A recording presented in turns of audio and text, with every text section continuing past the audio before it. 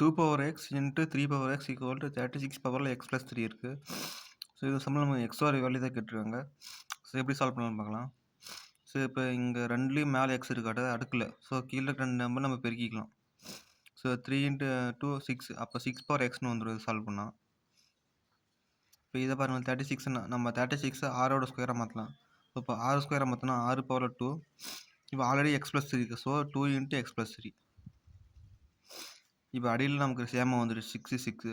So அப்போ மேலே இருக்க அடுக்கில் இருக்க நம்பர் 2 நம்பர் சேமாக தான் இருக்கும். ஸோ அப்போனா X equal to 2 power X plus 3 நம்ம எடுத்துக்கலாம். So X equal to so நம்ம 2 உள்ள multiple. So 2 into X 2x, இதுமாதிரி 2 இன்ட்டு 3, ஸோ 6. ஸோ இப்போ இங்கே இருக்க ப்ளஸ் 6 இந்த பக்கம் போனால் -6ஆக மாறிடும்.